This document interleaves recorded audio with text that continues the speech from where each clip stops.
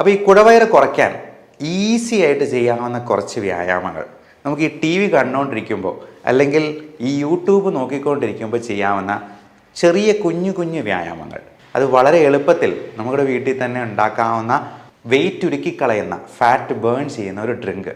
ഇത് വയറ് കുറയാൻ മാത്രമല്ല കേട്ടോ, നമ്മുടെ ഉള്ളിലുള്ള കാർബൺ ഡൈ ഓക്സൈഡിൻ്റെ അളവ് പരമാവധി കുറയ്ക്കാനായിട്ടും പ്രത്യേകിച്ചും റെസ്പിറേറ്ററി ഫെയിലിയർ ഉള്ള പേഷ്യൻസിന് നമ്മളിത് പറഞ്ഞു കൊടുക്കാറുണ്ട്. മധുരം, ബേക്കറി സാധനങ്ങൾ, മൈദ അടങ്ങിയത്, പിന്നെ കപ്പ, ചേന, ചേമ്പ് പോലുള്ള കിഴങ്ങ് വർഗ്ഗത്തിൽപ്പെടുന്നത് എല്ലാം നല്ല പോലെ സ്റ്റാർച്ചും കാർബോഹൈഡ്രേറ്റും കൂട്ടുന്നതാണ്.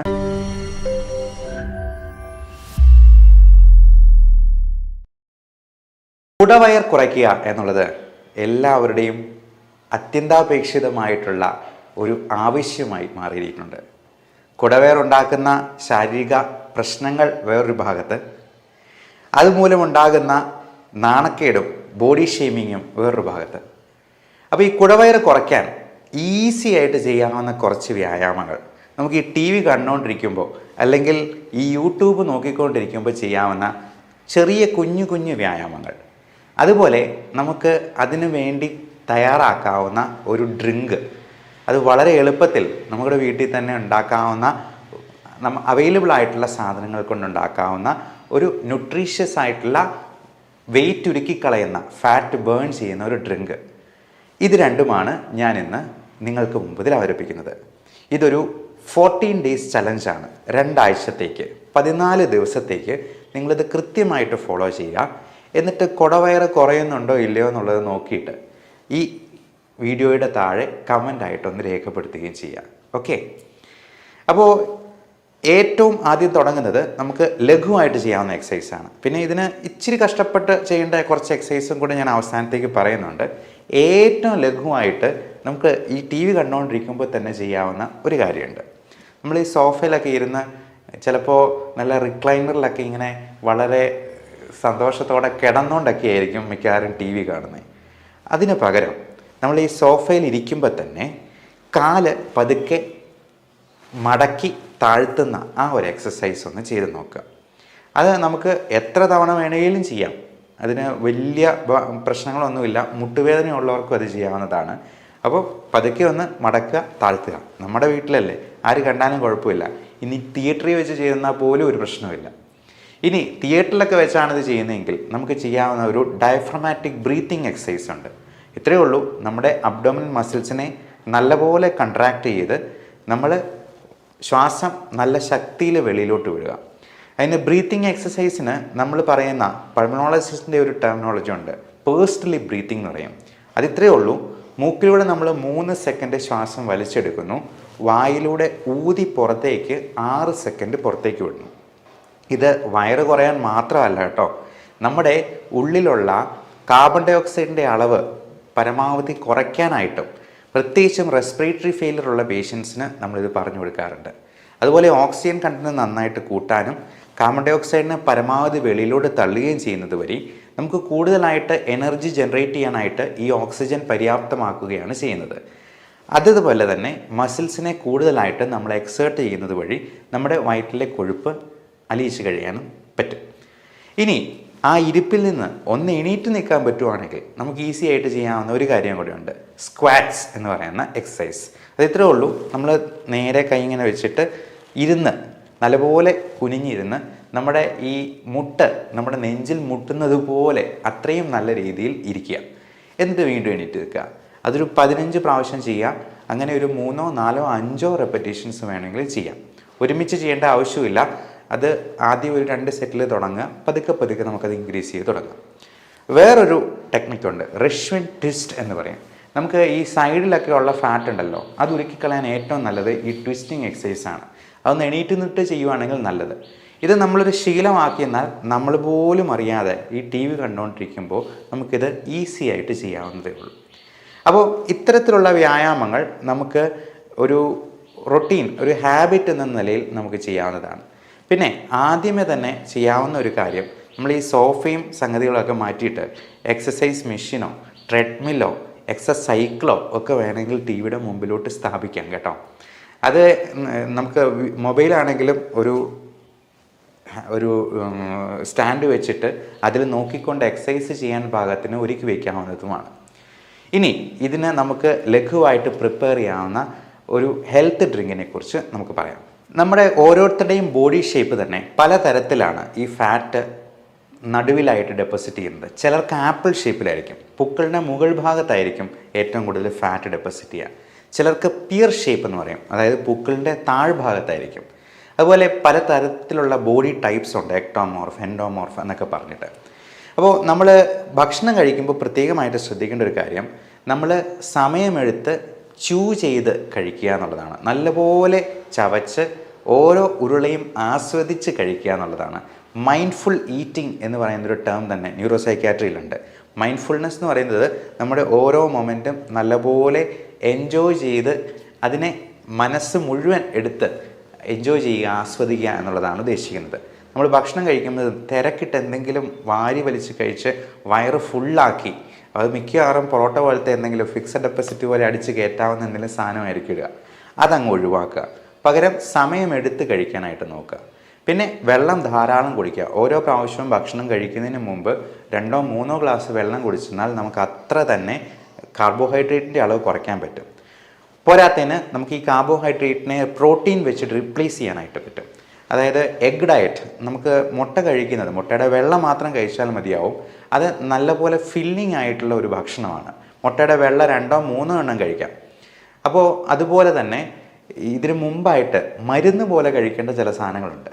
അതായത് 3 ഗ്ലാസ് വെള്ളത്തിനോടൊപ്പം ഒന്നെങ്കിൽ ഒരു കുക്കുംബർ, അല്ലെങ്കിൽ ഒരു ക്യാരറ്റ്, ബീട്രൂട്ട്, അധികം മധുരമില്ലാത്ത പഴങ്ങളായിട്ടുള്ള പേരയ്ക്ക, അങ്ങനെ എന്തെങ്കിലും വെച്ചിട്ടൊരു സാലഡ് നമുക്ക് ആദ്യമേ തന്നെ കഴിച്ച് വയറ് പകുതി ഫില്ലാക്കിയതിന് ശേഷം, അപ്പോൾ ഇതിന് വലിയ ടേസ്റ്റ് ഒന്നും ഇല്ലാത്തതുകൊണ്ടാണ് ഞാൻ പറഞ്ഞത് മരുന്ന് പോലെ കഴിക്കണമെന്ന്. നമ്മൾ ഗുളികയൊക്കെ കഴിക്കുന്നത് ഇഷ്ടമുണ്ടായിട്ടല്ലല്ലോ, ടേസ്റ്റും ഇല്ല. അപ്പോൾ അതുപോലെ തന്നെ കഴിക്കേണ്ട കുറച്ച് സാധനങ്ങളാണ് ഈ സാലഡ്. പിന്നെ നമുക്ക് അധികം കാലറി ഇല്ലാത്ത സാധനങ്ങൾ വെച്ചിട്ട് ടേസ്റ്റി ആയിട്ടുള്ള ഭക്ഷണ സാധനങ്ങൾ ഉണ്ടാക്കാം. അങ്ങനെയുള്ള കാര്യങ്ങളും ഡയറ്റും ഞാൻ മുമ്പ് പറഞ്ഞിട്ടുള്ളതാണ്. അപ്പോൾ അതുപോലുള്ള ഭക്ഷണ സാധനങ്ങൾ വെച്ച് ആദ്യമേ സാലഡ് നല്ലപോലെ കഴിച്ച് ചോറ് ഒരല്പം മാത്രം കഴിക്കുക എന്നുള്ളതാണ് ഏറ്റവും നല്ലത്. നമ്മളൊക്കെ അരിക്കുട്ടന്മാരും അരിക്കുട്ടിമാരുമാണെന്ന് പറയും. അപ്പോൾ ഈ അരിയാഹാരമാണ് നമുക്ക് വണ്ണം കൂട്ടാനായിട്ട് പ്രധാനപ്പെട്ട കാരണം. മധുരം, ബേക്കറി സാധനങ്ങൾ, മൈദ അടങ്ങിയത്, പിന്നെ കപ്പ, ചേന, ചേമ്പ് പോലുള്ള കിഴങ്ങ് വർഗ്ഗത്തിൽപ്പെടുന്നത് എല്ലാം നല്ല പോലെ സ്റ്റാർച്ചും കാർബോഹൈഡ്രേറ്റും കൂട്ടുന്നതാണ്. അത് വയർ കൂടാൻ വലിയൊരു കാരണമാണ്. അപ്പോൾ അത് പൂർണ്ണമായിട്ട് ഒഴിവാക്കുക. കപ്പയ്ക്ക് പകരം ചക്കയാക്കാം. ചക്ക മരത്തിൽ വളരുന്നൊരു ഫ്രൂട്ടാണ് എന്നുള്ളത് കൊണ്ട് അതിൽ നല്ല ഫൈബർ കണ്ടന്റ് ഉണ്ട്. ഇനി നമുക്ക് ഹെൽത്ത് ഡ്രിങ്കിലോട്ട് വരാം. സെലറി ഇല എന്ന് പറയുന്നത് നമുക്ക് വെജിറ്റബിൾ ഷോപ്പിലൊക്കെ കിട്ടുന്നതാണ്. ഇഞ്ചി, കറുവപ്പട്ട പൊടിച്ചത്, 4ാമത്തെ ഇൻഗ്രീഡിയൻറ്റ് ശകലം ഒരു ഉപ്പ്, അല്പം ആപ്പിൾ സിഡർ വിനേഗർ. ഏറ്റവും പ്രധാനപ്പെട്ട ഒരു സംഗതിയാണ് വെർജിൻ കോക്കനട്ട് ഓയിൽ, ചക്കിലാട്ടിയ പ്യുവറായിട്ടുള്ള കോക്കനട്ട് ഓയിൽ, വെളിച്ചെണ്ണ. അപ്പോൾ ഇത്രയും നമുക്ക് ആവശ്യത്തിനെടുക്കാം. ഓരോന്നിൻ്റെയും അളവ് നമുക്ക് തന്നെ ഏകദേശം നിശ്ചയിക്കാം. ഇഞ്ചി ഒത്തിരി എടുത്തിട്ടുണ്ടെങ്കിൽ അതിൻ്റെ ഒരു ചവർപ്പുണ്ടാവും. അതുപോലെ ഈ ഇലയാണെന്നുണ്ടെങ്കിലും നമ്മൾ അതിന് പറയുന്ന സെലറി ഇല എന്നാണ്, അത് പ്രത്യേകം ചോദിച്ചു വാങ്ങിക്കുക. അപ്പോൾ ഇത്രയും സാധനങ്ങളെടുത്ത് നമുക്ക് മിക്സിയിലിട്ട് അടിക്കുക. അടിച്ചതിന് ശേഷം ഈ അതിൽ ആപ്പിൾ സിഡർ വിനെഗറും ഗ്രീൻ ടീ നമുക്കല്ലാതെ തന്നെ പ്രിപ്പയർ ചെയ്ത് വെക്കുന്നത് ഉണ്ടാകാം. അപ്പം അതിൽ ആവശ്യത്തിന് വെള്ളവും ചേർത്ത്, ആവശ്യത്തിന് വെർജിൻ കോക്കനട്ട് ഓയിലും, ആവശ്യത്തിന് ഉപ്പും, ഒരു നുള്ളുപ്പും മതിയാവും. ഇത്രയും മിക്സിയിലിട്ട് അടിക്കുക. എന്നിട്ട് അരിച്ചിട്ട് നമുക്ക് അതിൻ്റെ ടേസ്റ്റിന് വേണമെങ്കിൽ ഷുഗർ ഫ്രീ ആഡ് ചെയ്യാം. ഷുഗർ ആയിട്ട് ആഡ് ചെയ്യാൻ പാടില്ല. ഏറ്റവും അഭികാമ്യം ഷുഗർ ഒന്നുമില്ലാതെ, ഷുഗർ ഫ്രീയും ഇല്ലാതെ നമുക്ക് ഡയറക്റ്റായിട്ട് കഴിക്കുന്നതാണ്. ആർട്ടിഫിഷ്യൽ 0 കാലറി സ്വീറ്റ്നർ ഉണ്ട്. അത് ടേസ്റ്റ് ഒട്ടും അപ്പറ്റൈസിങ് അല്ല എന്ന് തോന്നുന്നവർക്ക് മാത്രം ഈ ഷുഗർ ഫ്രീ ഉപയോഗിക്കാവുന്നതാണ്. എന്നിട്ട് ഇത് ഒന്ന് ടേസ്റ്റ് ചെയ്ത് നോക്കുക. ഷുഗർ ഫ്രീ ആവശ്യമുണ്ടെന്നുണ്ടെങ്കിൽ കുറച്ചൊന്ന് ആഡ് ചെയ്യുക. ഇത് കുടിക്കുന്നത് വഴി നമുക്ക് നല്ല പവർഫുൾ ആൻറ്റി ഓക്സിഡൻസ് നമ്മൾ ശരീരത്തിലേക്ക് കടത്തിവിടുവാണ്. അതിൽ നല്ല ഫൈബർ കണ്ടന്റ് ഉണ്ട്. ഈ വെർജിൻ കോക്കനട്ട് ഓയിൽ എന്ന് പറയുന്നത് നമ്മുടെ ഉരുക്കിക്കളയാനായിട്ട്, ഫാറ്റ് ഉരുക്കിക്കളയാനായിട്ട് ഏറ്റവും നല്ലൊരു സംഗതിയാണ്. അതുപോലെ തന്നെയാണ് ഇതിലെ ഗ്രീൻ ടീയുടെയും അതുപോലെ ഈ ഇല അടങ്ങിയിരിക്കുന്നത് കൊണ്ട് അതിലുണ്ടായിരിക്കുന്ന വൈറ്റമിൻസും മൈക്രോ ന്യൂട്രിയൻസും എല്ലാം നമുക്ക് ഫാറ്റ് ഉരുക്കിക്കളയാനായിട്ട് നല്ലതാണ്. ഇത് ദിവസം 1-2 നേരം കഴിക്കാവുന്നതാണ്. അതുമാത്രമല്ല, നമുക്ക് ഈ ഫാറ്റ് ഉരുക്കിക്കളയാനായിട്ട് ചെയ്യാവുന്ന, ഇച്ചിരി കഷ്ടപ്പെട്ടാണെങ്കിലും ചെയ്യാവുന്ന കുറച്ച് എക്സസൈസുകളുണ്ട്. നമ്മുടെ വയറിലെ റെക്ടസ് അബ്ഡോമിനസ് മസിൽസിനെ, ഇപ്പം ചിലർക്കറിയാം, ചിലർ മെലിഞ്ഞിരുന്നാലും നല്ല വണ്ണമായിരിക്കും, എന്നാൽ ചിലർക്ക് നല്ല വണ്ണം ഉണ്ടെന്നുണ്ടെങ്കിലും ഒട്ടും വയറുണ്ടാകത്തില്ല. അപ്പോൾ ഈ വയറ് ഉണ്ടാകാതിരിക്കാനായിട്ട് നമ്മൾ ഈ റെക്ടസ് അബ്ഡോമിനസ് മസിൽസിനെ നല്ലപോലെ സ്ട്രെങ്തൻ ചെയ്തെന്നാൽ മാത്രമേ, അല്ലെങ്കിൽ അവനെ വർക്ക് ചെയ്യിപ്പിച്ചെന്നാൽ മാത്രമേ ഈ വയറ്, നമ്മുടെ അരയ്ക്ക് ചുറ്റുമുള്ള കൊഴുപ്പ് ഒന്ന് പോകത്തുള്ളൂ. അപ്പോൾ അതിന് ഏറ്റവും നല്ല എക്സസൈസ് ആയിട്ട് പറയപ്പെടുന്നത് പ്ലാങ്ക് എക്സസൈസാണ്. പ്ലാങ്ക് എന്ന് പറഞ്ഞാൽ നിങ്ങൾക്ക് ഗൂഗിളിലൊക്കെ സെർച്ച് ചെയ്യുന്നാൽ അറിയാം. അത് നമ്മൾ കൈമുട്ട് നിലത്ത് കുത്തിയതിന് ശേഷം സ്ട്രെയിറ്റ് ആയിട്ട് നമ്മുടെ സ്പൈൻ വെച്ചിട്ട് പരമാവധി സമയം അങ്ങനെ നിൽക്കുക. ഒരു 30 സെക്കൻഡിൽ തുടങ്ങിയാൽ മതി. 30 സെക്കൻഡ് പതുക്കെ 1 മിനിറ്റ് ആക്കുക. മാക്സിമം 2 മിനിറ്റ് വരെ അത് ചെയ്താൽ മതി. അപ്പം നമ്മുടെ സ്പൈൻ നല്ല സ്ട്രെയിറ്റ് ആയിരിക്കണം.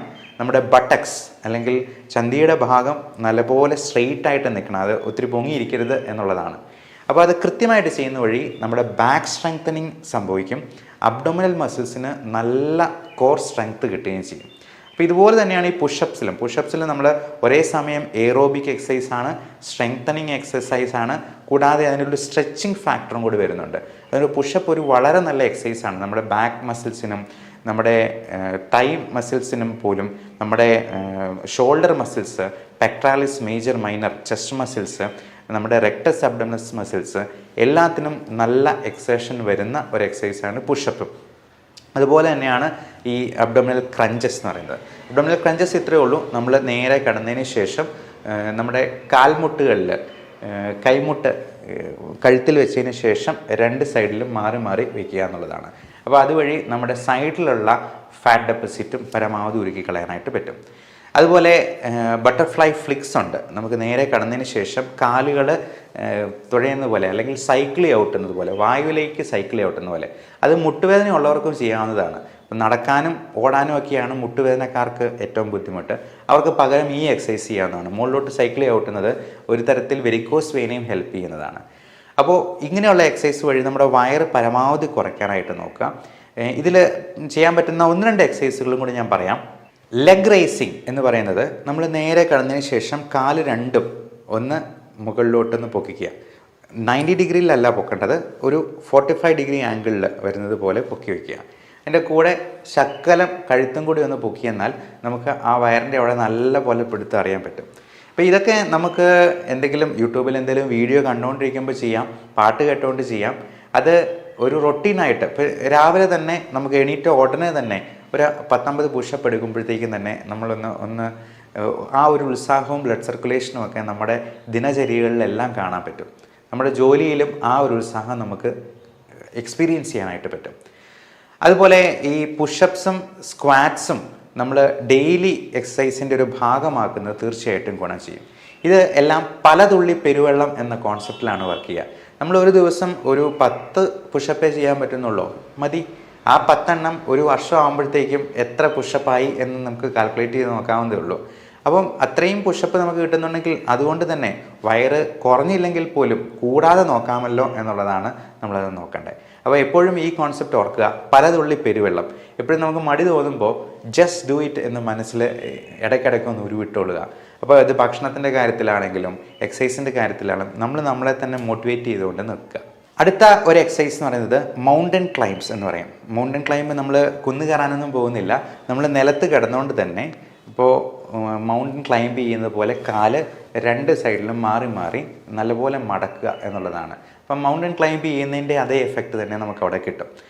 അതേപോലെ തന്നെ ഹൈ കിക്സ് ആണ് വേറെ ചെയ്യാവുന്നത്. അതായത് കാല് നല്ല ഉയർത്തി നമ്മൾ കൈ ഇങ്ങനെ വെച്ചിട്ട് നല്ല പോലെ ഒരു കിക്ക് വയ്ക്കുക, അല്ലെങ്കിൽ മുട്ടുകൊണ്ടാണെങ്കിലും നമ്മൾ മാറി മാറി 2 കാലുകളും നമ്മുടെ കൈപ്പത്തിയിൽ തൊടുന്നത് പോലെ ഓടുന്നത്, അതാണ് ഹൈ കിക്സ് എന്നതുകൊണ്ട് ഉദ്ദേശിക്കുന്നത്.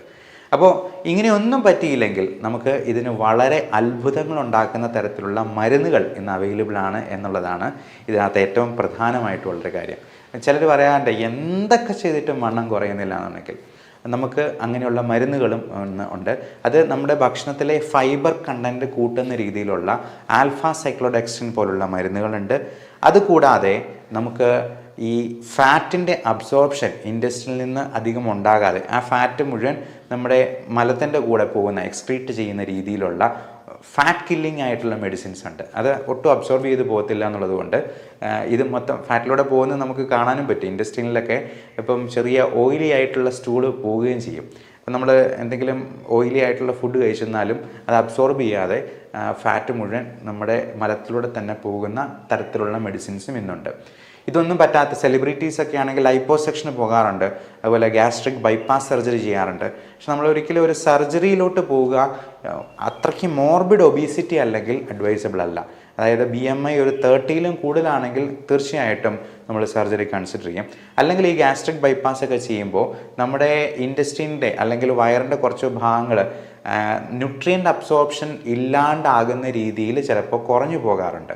കാരണം നമ്മുടെ ആവശ്യത്തിനുള്ള പ്രോട്ടീൻസും ന്യൂട്രിയൻസും ഒക്കെ അബ്സോർബ് ചെയ്യാനായിട്ടുള്ള സ്പേസ് പോലും ഇല്ലാണ്ടാകുന്നത് കൊണ്ട് ചിലപ്പോൾ ഹൈപ്പോഗ്ലൈസീമിയോ അല്ലെങ്കിൽ ന്യൂട്രിയൻ ഡെഫിഷ്യൻസിയൊക്കെ ഇങ്ങനെയുള്ളവർക്ക് ലോങ് ടേമിൽ കാണാൻ സാധ്യതയുണ്ട് എന്നുള്ളതുകൊണ്ട്.